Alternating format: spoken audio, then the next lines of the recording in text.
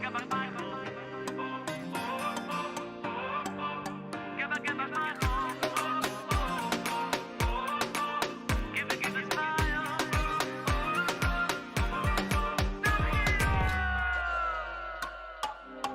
us Michael, give us Michael, give us Michael, give a smile.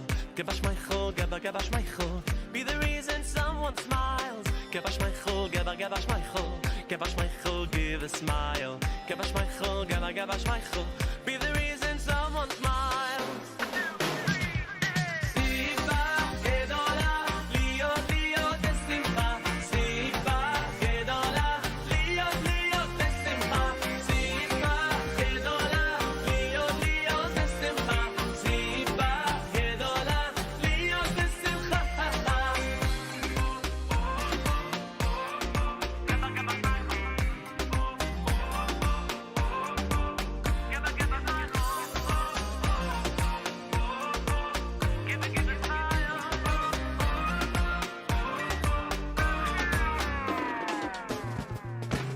Give us Michael, give us Michael, give us Michael, give a smile. Give us Michael, give us Michael, be the reason.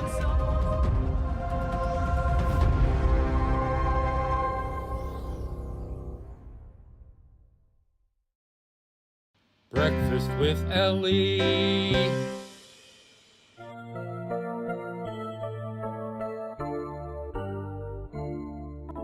Mode ani lefanecha melech chai vekayam shechezarta bi nishmati bechemla rabba emunatecha.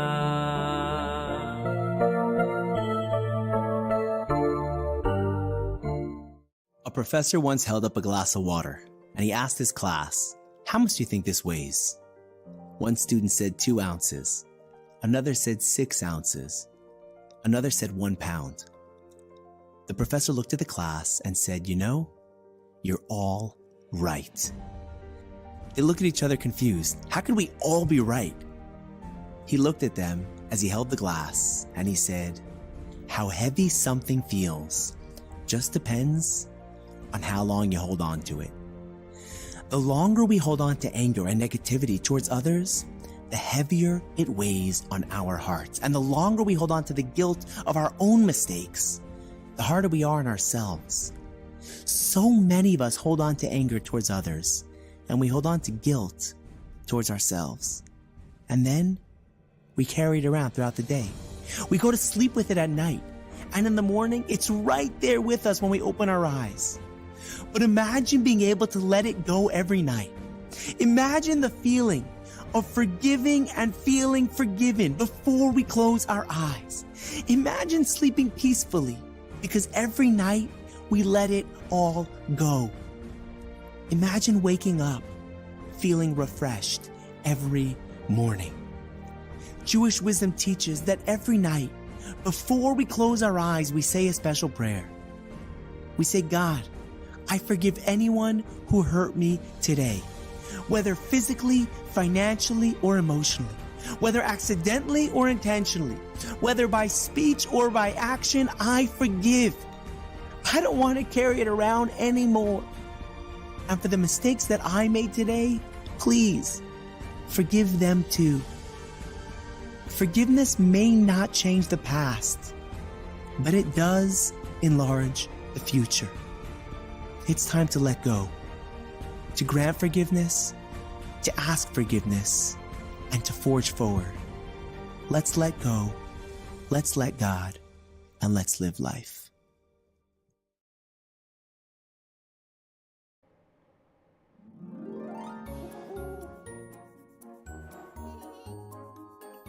Good morning and welcome to Breakfast with Elli. It is Wednesday, the 10th day of August, the 13th day of Menachem Av. The Torah portion is Va'etchanan, HaYom Revi'i SHABBOS, the 4th day, counting up toward Shabbos. We're learning the 4th Aliyah. And no, it's not really the 4th day. I'm doing this in advance. Yep, I'm pre-recording this, but that is okay. It's still all kosher. It's still all there. And we're still going to do all of our Torah and mitzvah things that we normally do. All right? Okay. All right. Let us make a bracha on tzitzis. Are you ready? Men and boys, take your 2 front tzitzis. Let's go.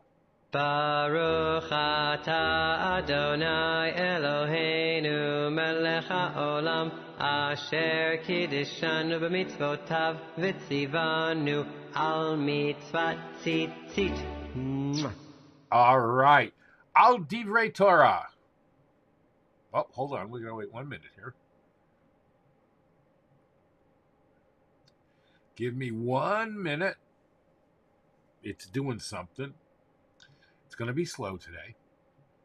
I'll get through it. I will.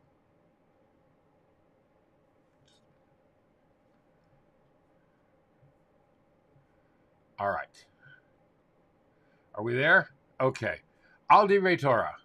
Baruch atah Adonai Eloheinu melech haolam asher kiddishanu b'mitzvotav v'tzivanu al divrei Torah.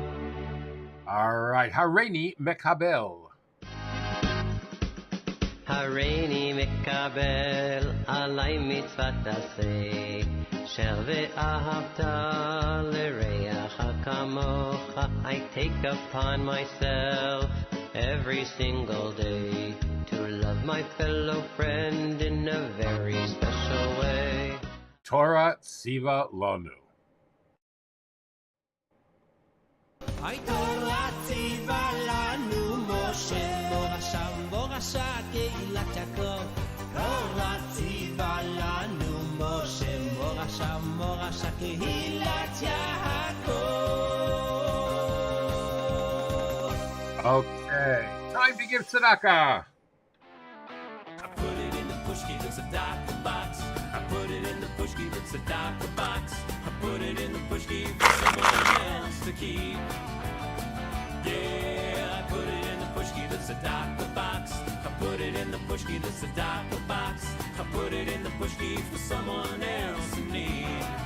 All right. Here we go. Fantastic.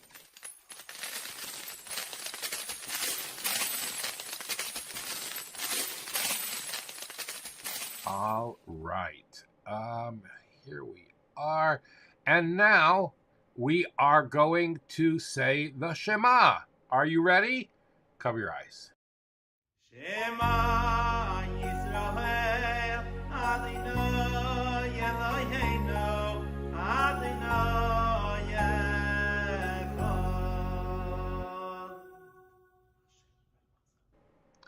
All right. And now let's make a bracha shahakol. Shahakal niyeh b'devoroi, shahakal niyeh b'devoroi. Since I'm pre-recording this, and this is really Tuesday afternoon and not Wednesday morning, I'm just going to have a little bit of a drink shahakol. All right? Are you ready?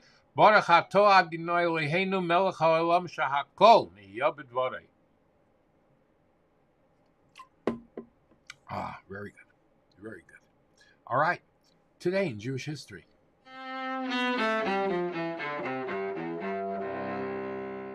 All right, today is the yahrzeit of Rabbi Nosson Notta Shapiro in the year 1633.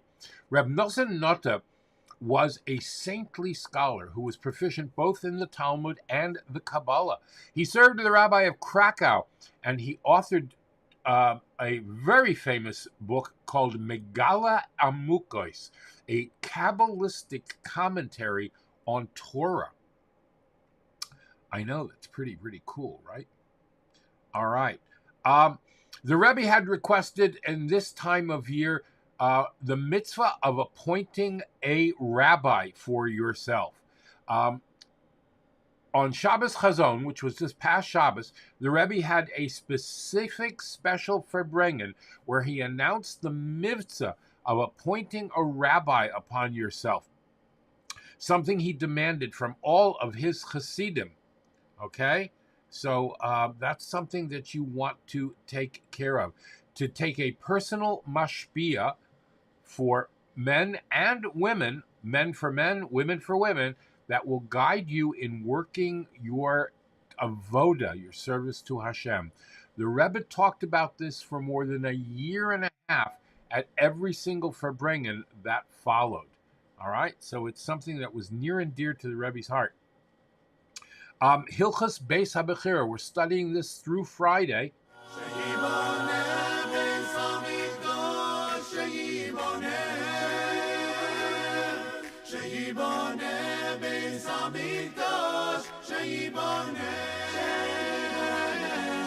All right.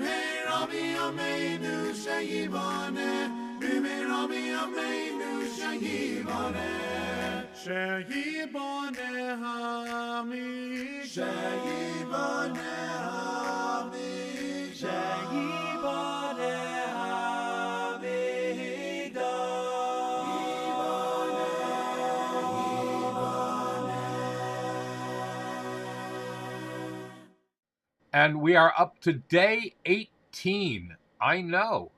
I want to make sure I have the right one here. Yep, there we go. Day 18. The Har Habayis, the Temple Mount, was 500 by 500 amos in measure. The earth beneath it was hollowed out to prevent any issues of tumas mace, impurity caused by contact with a corpse, because it can be contracted even after burial if there's no vacant space between the corpse and the earth above it. Arches and more arches above them were built for support in the hollow ground. Har Habayis, the Temple Mount, was covered with colonnades to protect the visitors from rain. And more on that tomorrow. All right, let's don't forget the Rebbe Responsa app that is now available on both the Apple and Google stores.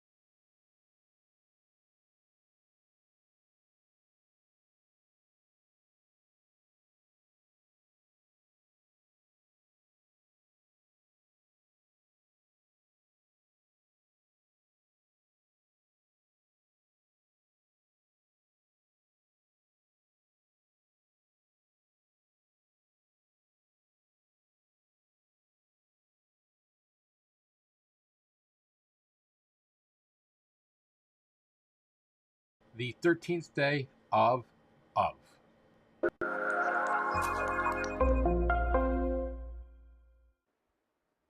The Torah is not just a rule book, a long list of do's and don'ts. For us, the Jewish people, the Torah is as essential as the air that we breathe.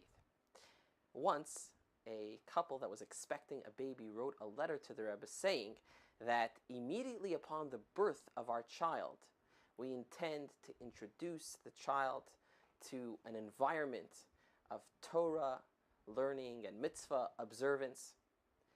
The Rebbe responded that even before the baby is born, the atmosphere in your home, the atmosphere of Torah in your home, can already influence the child. Today's HaYom Yom, it contains a beautiful Hasidic teaching, Hasidic interpretation on how the Torah is the eternal protector of the Jewish people throughout the process of life and death. Now, in the Shema, we read of the obligation to study Torah. B'shivtecha b'veisecha, when you're at home, you should study Torah. When you travel on the way, on your journey, you should study Torah. When you go to sleep, you shall study Torah. And when you awake, you shall study as well. Says today's HaYom Yom, the Hasidic interpretation of these words of the Shema, the inner meaning of when you sit at home. Here we're talking about the time before a child is born, when the soul of that child is up in the big garage upstairs. That's the place where the souls are all gathered, basking in the light of Hashem's presence. even at that point, way up there in the heavens, the soul is studying Torah and being protected by Torah.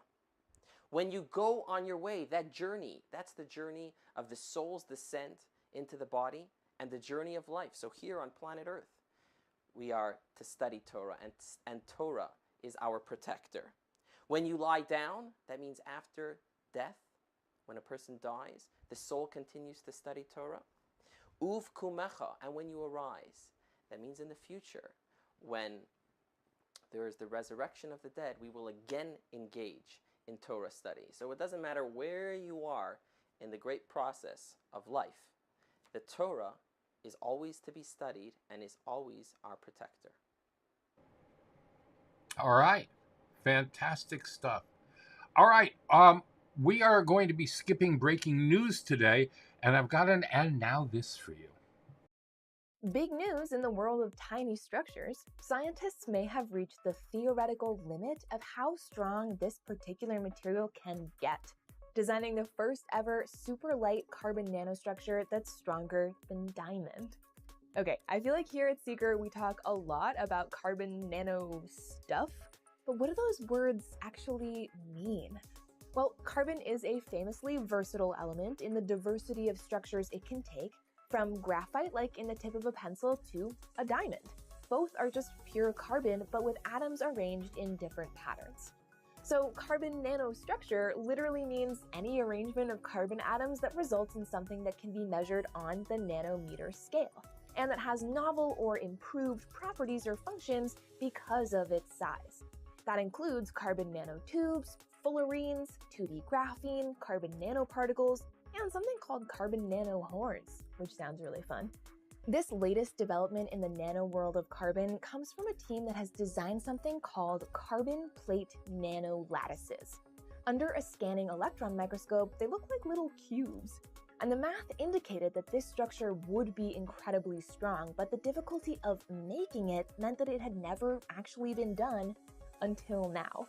This team's success was made possible by a 3D printing process called two-photon polymerization direct laser writing, which is quite a mouthful.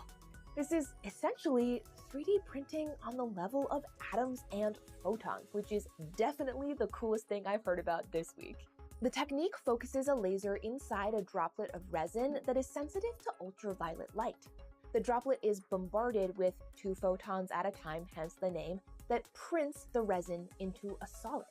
The team can use this process to create a particular arrangement of carbon struts and braces that make the structure uniquely strong and light, as well as enabling it to be a closed cell structure.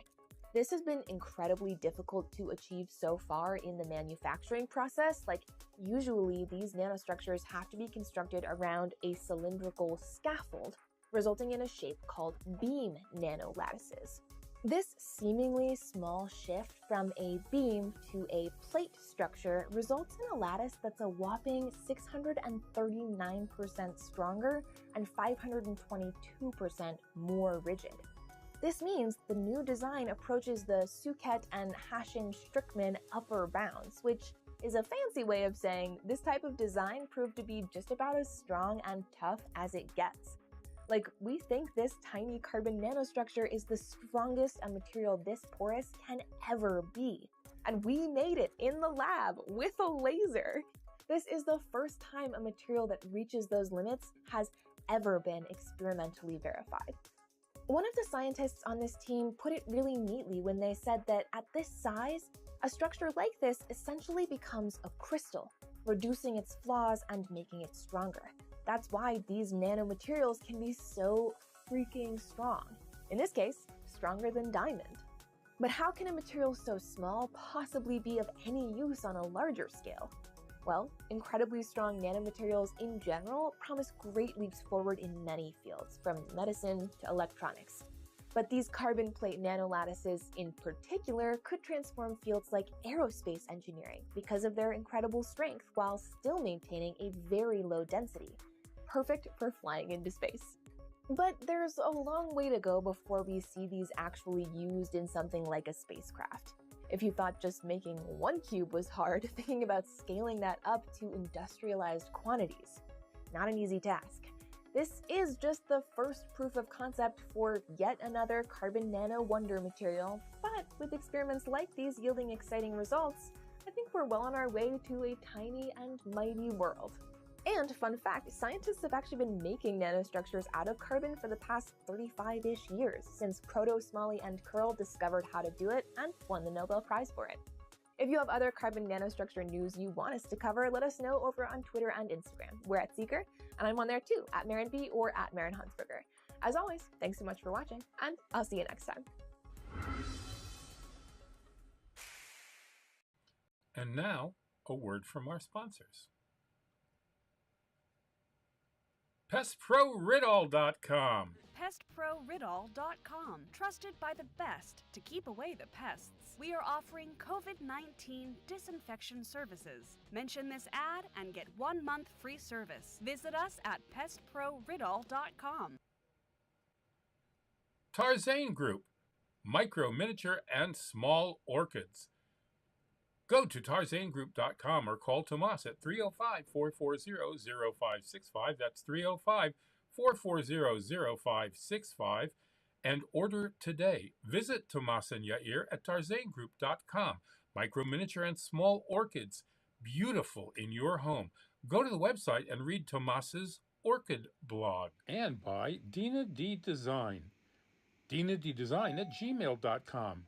Fine artwork, custom made to your specifications, logos, wall hangings, Judaica, and you can even have something for your child's room. Dina D Designs. Go to her Facebook or Instagram or call or text. Thank you very much to our sponsors. If you'd like to become a sponsor, please go right up here to where it says patreon.com/theactorsrabbi, and you can contribute even only $1 a month if you'd like, but that'll help us bring this broadcast to you on a daily basis and cover our expenses. Be sure to thank your sponsors when shopping and mention Breakfast with Elli when you're shopping there. There might be discounts. Thanks for watching. Torah, Torah, Torah, Torah, Torah, Torah, Torah, Tziva lanu Moshe. Torah, Torah, Torah, Torah, Torah, Torah, Torah, Tziva lanu Moshe. All right, fantastic. breakfastwithelli.live/tip jar or patreon.com/theactorsrabbi if you would like to contribute even only $1 a month or a small tip if you'd like. And thank you to my monthly contributor. You know who you are. All right, Parshas V'eschanan. We're going to finish the overview today on Wednesday. Moshe wanted to impart the spiritual sight of the land of Israel to the new generation because they were now seeing things through his eyes. Had he been able to see the land within his eyes, it would have looked different to the entire Jewish people.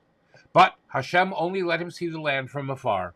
Ascend to the peak of Mount Nebo, Har Nebo, and lift your eyes westward, northward, southward, and eastward, and see it, but only from afar with your eyes, for you will not cross the Jordan River. Resigned to the fact that his people would not attain this level of divine perception, he instructed them to at least listen to the decrees and laws that I am teaching you, setting the tone for the rest of his address to them, and indeed the rest of the book of Devarim. But why did Hashem refuse Moshe's request to enter the land? Why didn't he want the Jewish people to attain Moshe's level of spiritual perception, which would enable them to accomplish their task in the land that much swifter and better? Well, the answer is, of course, that despite the advantages of sight over hearing, there's also an advantage of hearing over sight. True, when we see something, our sense of the reality of what we see is much stronger than when we only hear about it. However, this experience of certainty is solely due to the force of the experience and not to any work we've done in refining our perception. It's a certainty imposed on us from without, rather than one that solidifies gradually from within. Therefore, its effect on us as a people, albeit powerful, is superficial and ephemeral. Once we're no longer looking at what we saw, our experience begins to fade, eventually becoming weak enough to be challenged. In contrast, the conviction of truth we arrive at indirectly engages us in a much greater and more profound degree. In the course of reaching this conviction, we have to struggle with the arguments and perceptions posed by the world, which challenge and conflict with this truth. By answering and overcoming these tests, we're changed in the process. Since we know the purpose of creation is that divine consciousness permeate reality to the greatest extent possible, that our entire being be filled with the knowledge of Hashem, it's clear that for us, in order for us to accomplish this, it was imperative that Moshe was not accompanying the people across the Jordan. When we will have refined reality to the greatest extent possible by dint of our own efforts, we too will be granted the spiritual perception of Moshe as it's written, and the glory of Hashem will be revealed, v'chol basar ro'o b'yachdav, and all flesh will see it together. Nevertheless, as we have learned, the prayer of a tzaddik, a righteous person, is always fulfilled in some way. So Moshe's request that the Jewish people be given his level of spiritual vision was indeed granted on some level. Thus, each of us possesses an inner vision of reality that affords us absolute certainty with regard to issues of Jewish faith. Based on this inner sight, the unshakable inner conviction, that's how we can understand any of the worldly deceptions with which material reality challenges us. We can preserve our own divine consciousness and disseminate that throughout the world as well, which is our charge. The undertone of certainty, this enables us to enter our own promised land, our arena of life challenges, and confidently strive forward toward the Geula Hamitis V'Shlema with Mashiach Tzidkenu B'mheira B'Yameinu. Wow. In the fourth Aliyah, Moshe repeats the Aseres HaDibros, the Ten Commandments, reminding the Israelites that the Sinai covenant was not limited to those who were physically present at Mount Sinai. That's right. That is right. All right, here's Rabbi Dubov today. We're going to do a little Lumdisha thing over here. Pay close attention.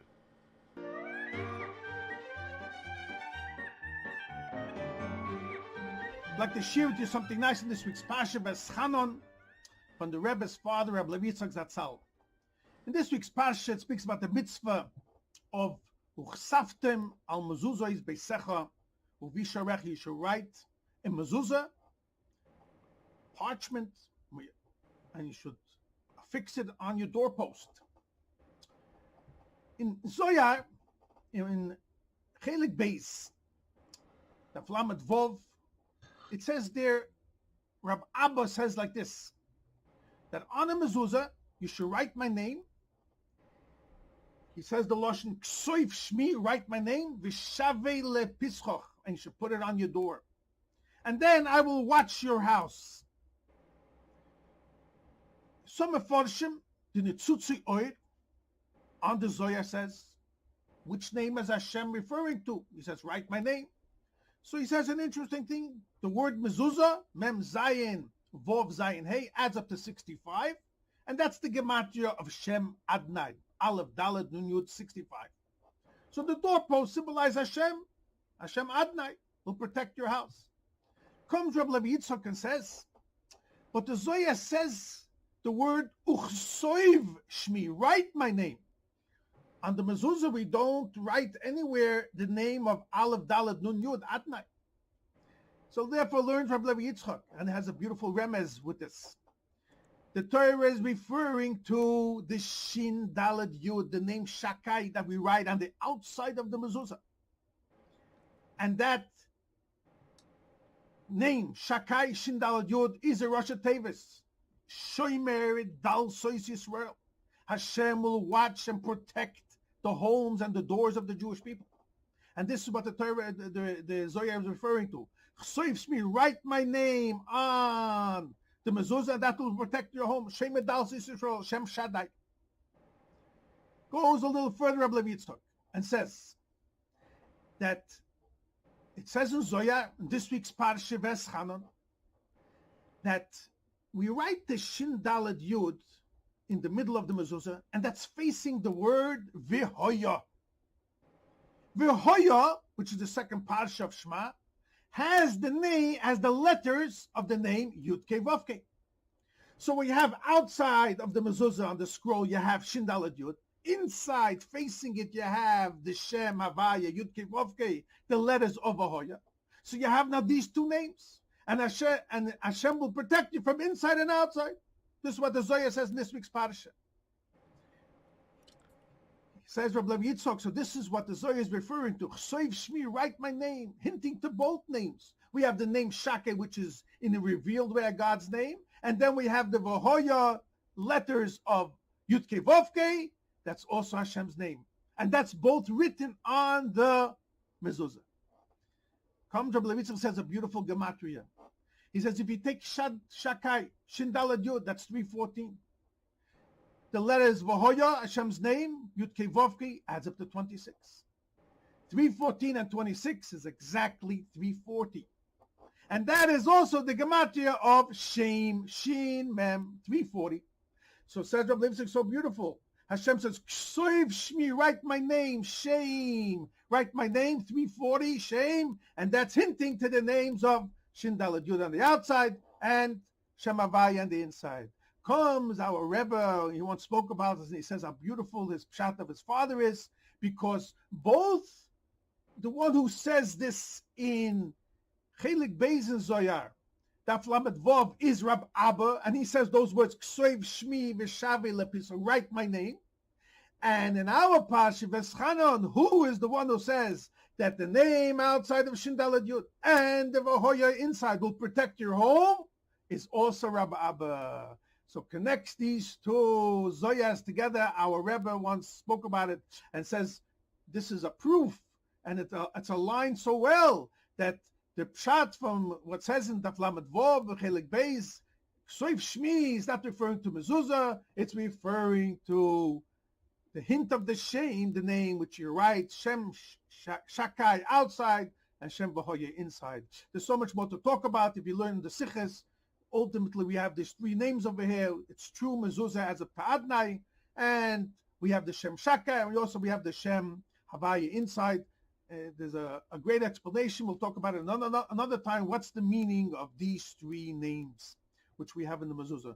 But the main point is that the Shem, which is Zohar is talking about, Ksoiv Shmi, is referring to Shem Shakai outside, Shem Dalses Yisrael, who protects the homes of the Jewish people. Okay. I like that. Shem Dalses Yisrael. All right, let's talk to Rabbi Minkowitz for a minute. Welcome to this week's Torah lesson. This week's Torah portion is Parshas Veschanon. The question of the week is, how can we take off negative karma from us? So in this week's Torah portion, Parshas Veschanon, we learn about Moshe Rabbeinu trying to go into the land of Israel. So the Torah portion begins, Veschanon and El Hashem. Now what does Veschanon mean? So Rashi says Veschanon can mean one of two things. Either Veschanon, he's reaching out to Hashem and asking Hashem to give him a gift to allow him to go into the land of Israel. Another interpretation Rashi says is that he prayed to Hashem that they should go into the land of Israel. So the question is Moshe Rabbeinu asking for a gift to go into the land of Israel, or is it a prayer?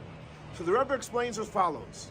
We know that there was a decree against Moshe Rabbeinu that he could not go into the land of Israel. Now, the question is, if there's a decree against you, could a decree be taken off through prayer? So the Talmud says that the only way a decree that's put upon somebody, a negative decree, can come off through prayer if it's something that is affecting the community, not personally. So the question is, who is Moshe Rabbeinu? One opinion is that Moshe Rabbeinu represents the Jewish people. That's who he was. He was the leader of the Jewish people. So based on that, he was praying to Hashem, and the power of prayer can take off a negative decree. On the other hand, Moshe Rabbeinu sinned individually. So based on that, the prayer wouldn't help. And that's why the other insight is, V'eschanan, he had to reach to Hashem not through prayer, but asking Hashem as a gift. Because a gift always works. You can say to Hashem, yes, this is a kriya, please give me a gift. So the answer to the question, how can we take off negative karma from us? So if it's something that was brought upon somebody that represents the community, so you can pray. But if not, you can always reach out to Hashem and ask Him to give you a gift to take off the negative karma. Let's hope and pray. We either pray to Hashem, ask Hashem for a gift, and all the negativity can go away. We can only experience positivity and happiness in our lives. Thanks so much for joining us for our weekly Torah lesson. This week's Torah lesson is dedicated to the memory of Baruch ben Aryeh, Shalom ben Yosef, and Rachel Baslipa. May their souls be elevated by the Torah we're studying in their memory. Thanks again for joining us. For more information, please see our website, ChabadSWF.org. Have a great and blessed week. Shavua Tov, and regards from this beautiful land of Israel, right here in Jerusalem. All right. Fantastic. We have time for Shazak today. A look from on high. I begged Hashem, Moshe continued, please let me cross over the Jordan now, so that at least I may see the good parts of the land, Jerusalem and the Beis HaMikdash. But it was not meant to be, Moshe continued. Hashem silenced me as he thundered, Ravloch, enough, case closed. Moshe Rabbeinu, someone in the crowd piped up. Does this mean that after all these years of leading us, you will not even be allowed to see the promised land? Moshe responded, listen, although I will not have the opportunity to step into the Holy Land, Hashem was kind enough to allow me to climb Mount Nevo, right outside Eretz Yisrael. From on top of that mountain, Hashem promised me a miraculous gift of sight. Not only will I see the good parts of the land, as I have requested, but I will be able to have a perfect vision of the entire land of Israel in all directions. North, east, west, and south. Oh wow, sure sounds like Moshe Rabbeinu will have a built-in powerful state-of-the-art super-duper high-range telescopic telescope. Oh, so that's it. Moshe then turned to his faithful student Yehoshua as he continued to address the crowd. Do not think even for a moment that you will be left as sheep without a shepherd. Hashem instructed me to pass on the leadership to Yehoshua. Indeed, he is a worthy successor to lead you into the promised land.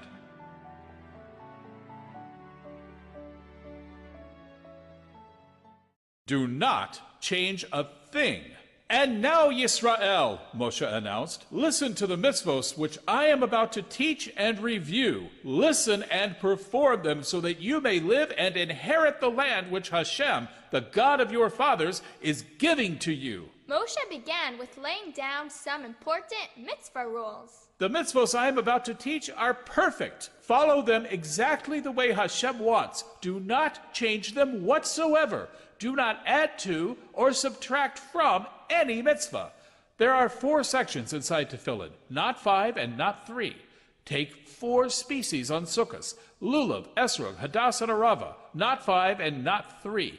Keep every mitzvah exactly the way Hashem has instructed us to. Now you may be thinking, and should be thinking, subtracting from mitzvos is not a good thing. But what's wrong with adding to a mitzvah? That's a good question. To answer this, it's time for a Shazak scenario.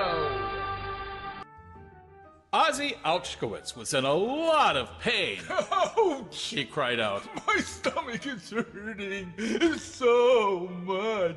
Well, what did Ozzy expect? After that huge barbecue and stuffing himself with loads of hamburgers, hot dogs, french fries, onion rings? And to make matters even worse, He topped it off with a giant Parve chocolate fudge sundae. Loaded with sprinkles, Chunks of brownies, nuts, whipped topping, and a bunch of other high-calorie junk. Are you all right?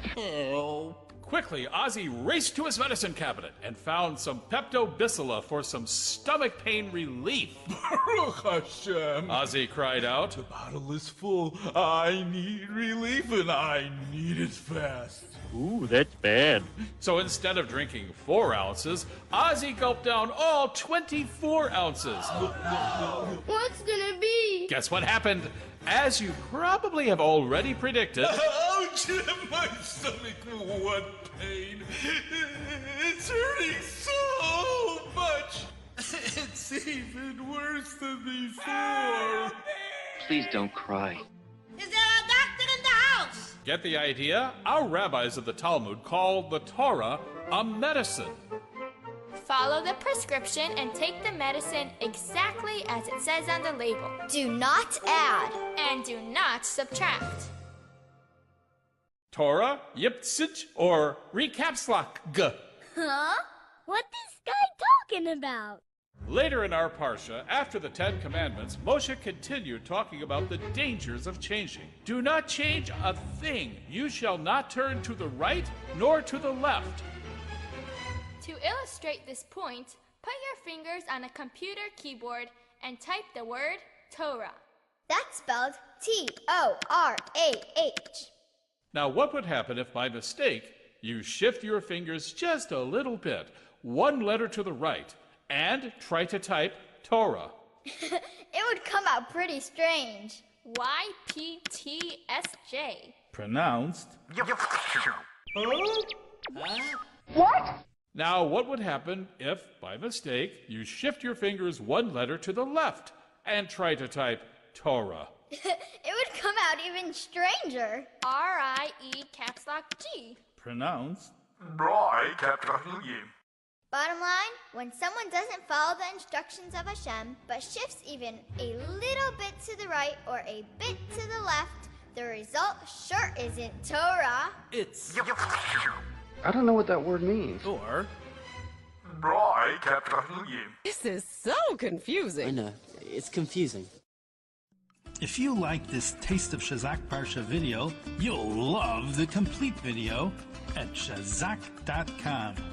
You'll also get amazing Parsha quizzers, puzzles, Parsha on a page, and the Parsha post. Use coupon code SHAZAK for a great discount. All right. Moving on to Pirkei Avot.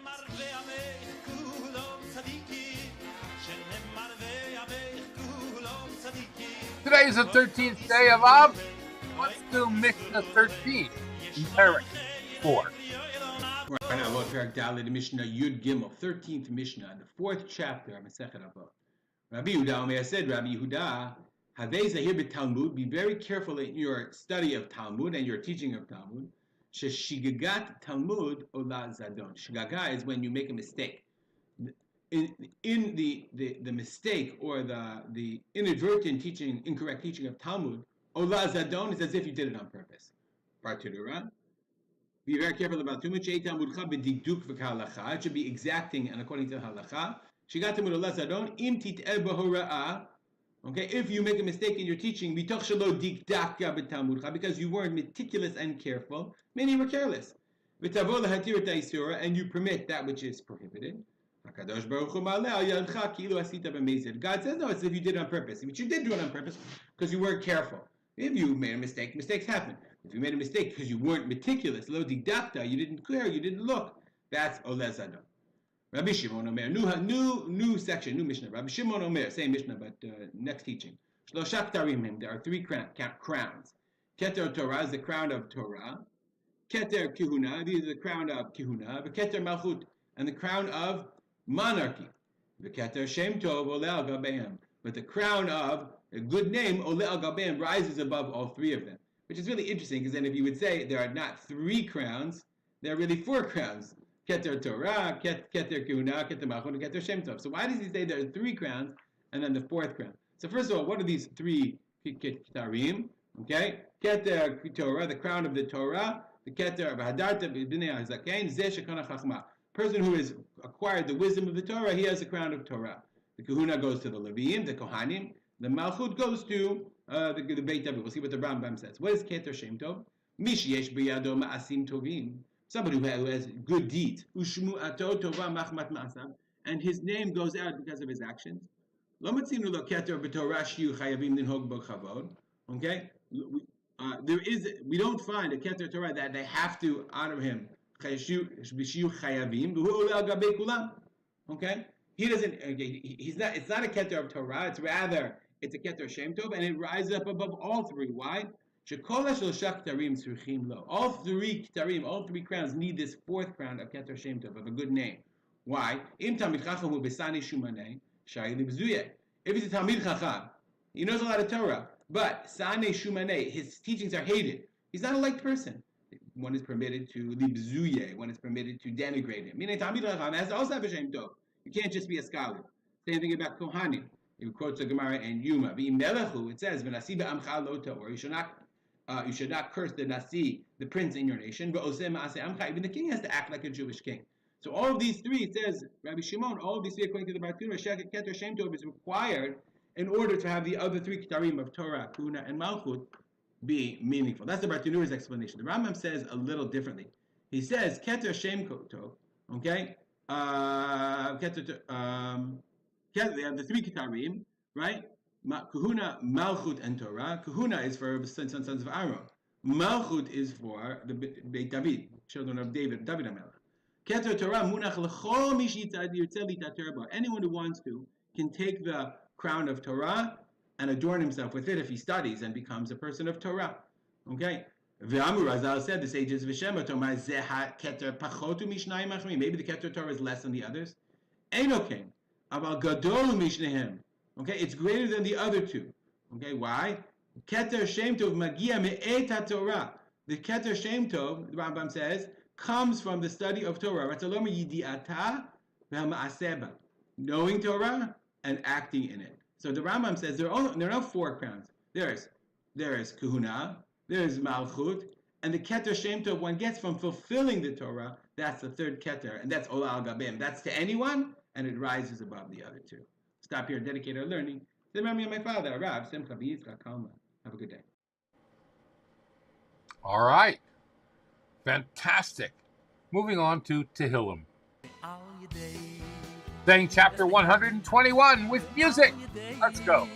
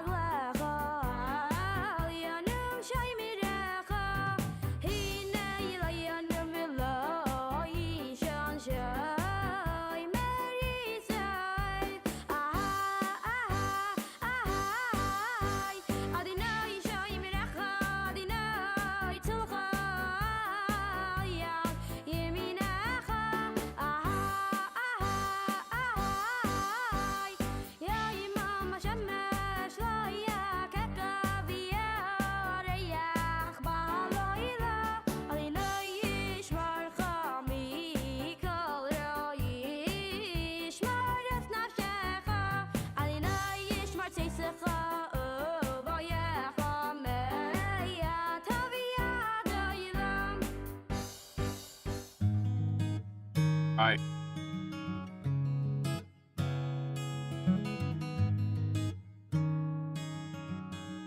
Tanya. All right. All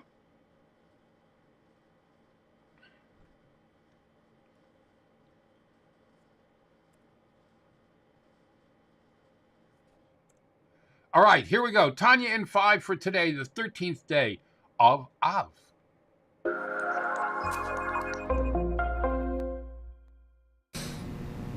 Thank you for joining Tanya in 5. Today's lesson for the 13th of Av. We begin the 5th letter of the Igeres HaKodesh. This letter, another letter that the Alter Rebbe speaks about tzedakah. Yas David Shem, and David made a name. The simple meaning of it is that he did something as a warrior that gave him a great name, or that he buried the enemies, and therefore he made a great name for himself through that. But the Zohar interprets it differently and says that David performed justice and tzedakah with all his people, and hence made his name the name of God.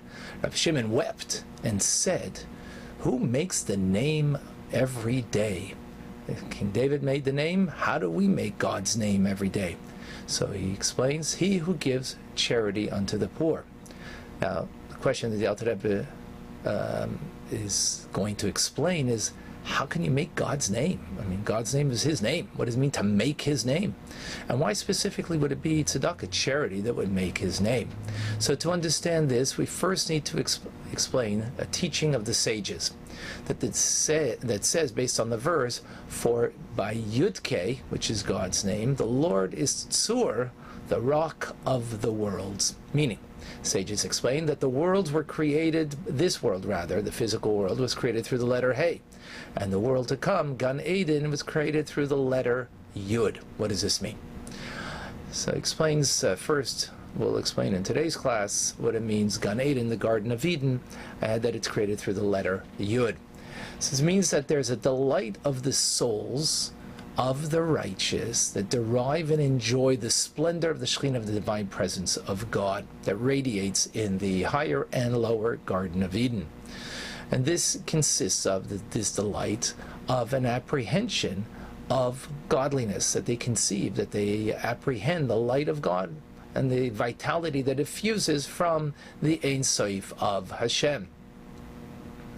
And this is what the Zohar explains, that in Olam Haba, Gan Eden, is referred to as Bina, understanding, meaning that there's a flow that issues from the supreme Chachma, the supreme wisdom of God, which is beyond the apprehension that flows through Bina. I mean, Chachma, we're speaking over here, is the primordial intellect. It is the antecedent to any form of apprehension and understanding. Beyond anything, it's a state of hiddenness. In Chachma, you have Chachma the way it develops through Bina, but then you have the primordial Chachma that is in a state of hiddenness and concealment. And from there comes a little trifle of a flow that is issued from there that gives now, through the faculty of Bina, the possibility of understanding. And this is what the soul gets in Gan Eden. That trifle of through Bina that gets an understanding to comprehend the divine light of God. And this is what the Zohar further explains, that Chachma is therefore referred to as a dot in the palace. The palace is the complete structure, and that structure is that of Garden of Eden, which is, the palace means taking the dot and creating it into a home referring to that of understanding. In other words, taking this primordial wisdom and now bringing it into a understanding of godliness. This is what occurs in Gan Eden. And therefore, Eden itself is an eye that cannot see. No eye has seen, because it is a primordial level that is beyond understanding. Again, from there comes, from that dot, it comes in the home, Gan Eden, the structure there, comes an understanding, a trifle that comes from there that the souls have pleasure from. With this, the Alter Rebbe says, refers to also the idea as that Abba Yesod Verata, that father is founded the daughter. Now, in God's name, the Yud again refers to Chachma, which is father. The Hey, the first Hey, refers to the mother, and the Vav refers to the son, and the Hey, the latter Hey, is the daughter. What is that latter Hey referred to? Specifically as Malchus, which is speech. In other words, through the primordial wisdom, is founded and flows through the divine speech. So now the Alter Rebbe goes off and explains what is the concept of speech. And interesting to note that this is over 200 years ago, which is today we understand that speech is developmental. It's not based on revealed intelligence. So he explains the formations of letters of speech. They issue from the 5 organs of articulation. This is not an intellectual thing. And it's meaning that it's not inherent in the nature of the organs that they should pronounce a particular letter, right? It's not the nature of the faculty or the intellectual faculty that we would say, utter, for example, base, a vav, a mem, or a pei. So it's not the nature of the intellect that compels us to utter those letters. What is it then? Why? What compels me? It's because my soul desires to say the letter base, so it moves in a particular. It makes my lips move in a particular way. When I say the letter mem, my lips will move in a different way. It's the will of the soul that desires to express, rather than it's an intellectual, conscious endeavor that I use my intellect to understand. Well, if I want to make a base, I have to move my lips in a particular way. When I make letter mem, I have to move my lips in a different way. Which that's obvious, meaning that it's not a conscious intellectual thing, but it is something that is a primordial intellect that comes from Chachma. And as the Alter Rebbe says, this is evident that everybody can understand and see that. And this is even more particularly expressed when it comes to the vowels. That when you would say the letter kometz, aleph, o, so kometz means to squeeze your lips. So I'm not, I now intellectually know that I have to squeeze my lips. I have that conscious awareness, and therefore when I want to say, I think no, I want to say a kometz. So that's the will. Therefore, my lips automatically move in that direction to squeeze in order that it becomes a kometz. Or if I want to say a patach means open, aleph patach, so I'm not consciously thinking, or it's the nature of the lips to do that when you want. No, what it is the will of the soul that desires that. It's a primordial intellect that is beyond intellect that it brings us to do to engage in our speech. And this is why an infant cannot speak even though they understand everything, because they have the intellect. But this is not based on intellect of bina, of understanding, but it's a primordial level that comes from Chachma. So what we have over here is that from the primordial level of Chachma, which is that thought, comes now the speech that God creates this world called the world of Gan Eden.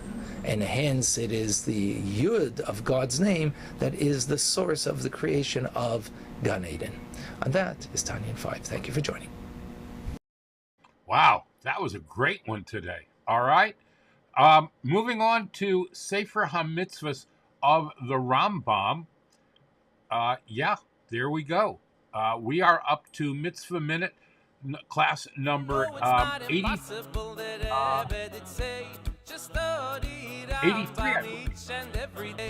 I believe. 84. Over the past 2 days, we've discussed the mitzvahs of Yibum and Chalitza, that where a husband dies leaving his wife childless, it is an obligation upon the brother of the deceased man to either marry his former sister-in-law or to perform Chalitza, the action performed in the Jewish court, which indicates that the marriage will not take place. There is a special negative mitzvah 357, which dictates that during the time between the death of the husband and the choice of either Yibum and Chalitza on the part of the brother, this woman, the Yevama, may not get married to anyone until her brother-in-law performs either Yibum or Chalitza.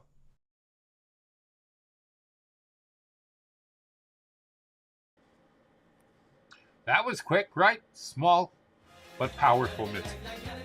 All right. Matters of Shkia. For the 13th day of the Hebrew month of Av, Menachem Av, all men and women are obligated to help construct the temple in every way, That includes personally and financially, just as the Israelites did when they were constructing the sanctuary in the desert, according to the Rambam. The permanent temple in Jerusalem was preceded by the Mishkan, a temporary sanctuary that traveled with the Jewish people in the desert. From this, we learn that we don't have to wait for Hashem to choose a permanent place. We can make a place for Hashem's presence wherever we are. In this, the current Galut, exile, we are living in a spiritual desert. But the Mishkan teaches us that even if we're not physically in a holy place, and even if we're not in a holy state of being, we have the ability to make a sanctuary for Hashem. It might take more effort on our part, but it's specifically this effort that makes our sanctuary so precious to Him. Here's a quick one with Shmuel Tzvi.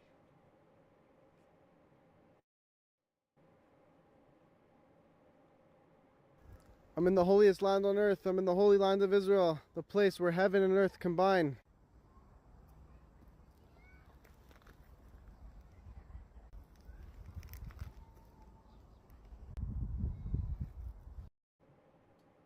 Yep. All right. Let's move this out of the way over here. All right.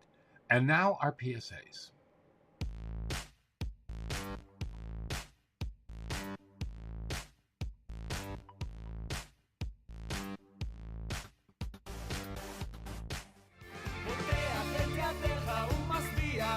All right, must be a soup kitchen and food pantry is available when you text the word food to 726-879, 726-879 in Flatbush, Borough Park, and Queens. They are available for you by texting the word food to 726-879. 7 days worth of pantry food and hot meals every single day. In Rockland County, it's tomcheshabbos.org, tomcheshabbos.org, and it is Lakewood's. Lakewood has tomche.org, okay? All right. In Chicago, it's the Chicago Center Kitchen, breakfastwithelli.live/Chicago Food Bank. And for all your other needs, whatever you may have, whatever kind of emergency you have, Achiezer is there to help you 24/7, rain, shine, snow, whatever it is. Achiezer.org. Hatzalah EMS, 24-hour a day, 365-day a year, emergency medical service. Their sole mission in life is to keep you happy, and to keep you healthy, rather. Happy, you're always happy. Even Simcha, we're always happy. I know. All right? All right. Hatzalah.org. And please, if you are the victim of or you see a hate crime in progress, do not hesitate to call 911. To call 911 even on Shabbos and even on Yom Tov. Misaskim.org is available for you. Just a crazy comment. Misaskim.org is available for you for all your needs in bereavement. And JustOneShabbos.com, helping teenagers come back to the beauty of Shabbat. Wear a mask. In Riverdale, I'm seeing a lot of older people wearing masks. On the streets, I'm seeing a lot of older people wearing masks. I'm not seeing younger people wearing masks. Apparently, they're invincible. I don't know if that's true or not, but they seem to think so. So if you're going out and about, I would appreciate it if, for me, you would wear a mask and make sure you got vaccinated, okay? All right. Think Chabad. For Wednesday, the 13th day of Av, the 10th day of August. Love your fellow as yourself, as we talked about yesterday. Rabbi Akiva said, "Deh klal gadol b'Torah." That's basically the whole Torah. Yeah, I know, right? All right. Bringing heaven down to earth. There are many kinds of barriers. Those from within and those from without. Barriers between people, barriers that prevent you from doing good things, barriers of your own mind and your own hesitations. These are the barriers that exist simply because you are a limited being. What's the antidote to that? You know it. Simcha peiretz geder. Joy breaks all boundaries and barriers. Yeah, I love it. Simcha peiretz geder. Want to talk more about it? Come to me on social media, any of my Actors Rabbi groups, at WhatsApp, Twitter, Spaces, Telegram, Facebook, Instagram, Spotify, LinkedIn, Clubhouse, or at theactorsrabbi.com, where you can also sign up for life coaching services. Okay? All right. Make it after.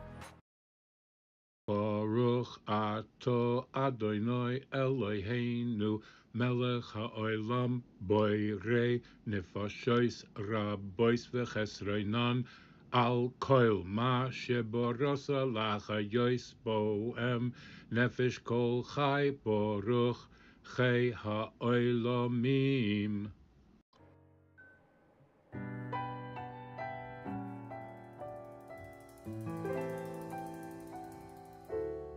All right. Thank you so much for being here. I'm on set. I can't tell you where yet. I will as soon as I can. I promise. Okay? I promise. I will tell you the minute I can tell you. And you're going to be very, very excited because I am too. All right? At the beginning of today's broadcast, I played a new audio. The new audio is Barry Weber with one of his brand new singles called Smile. All right? It's really, really cool. Let me find the exact name of it. I was looking for that a minute ago. Where is it?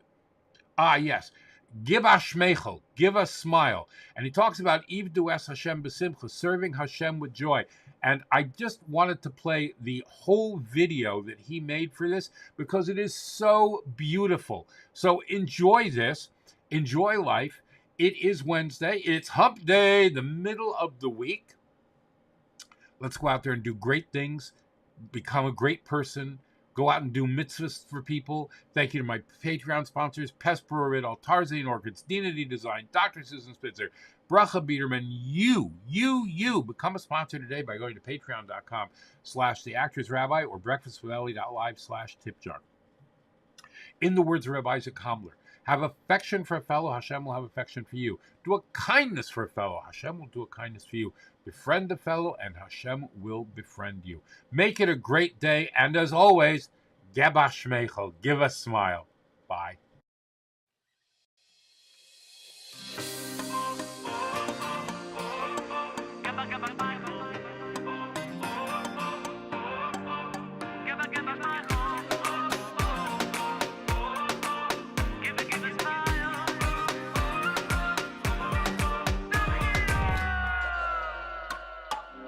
Give us my chol, give us my chol, give us my chol, give a smile.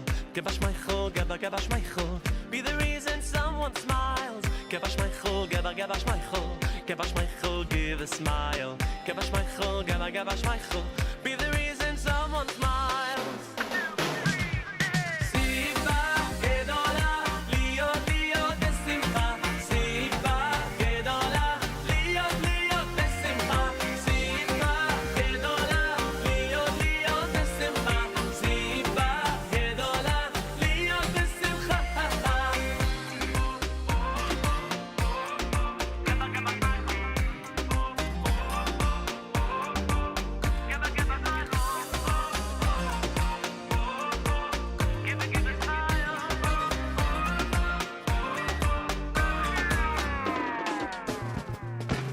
Give us my chol, give us my chol, give us my chol, give a smile. Give us my chol, give us my chol, be the reason someone smile. Give us my chol, give us my chol, give us my chol, give a smile. Give us my chol, give us my chol, be the reason someone smile.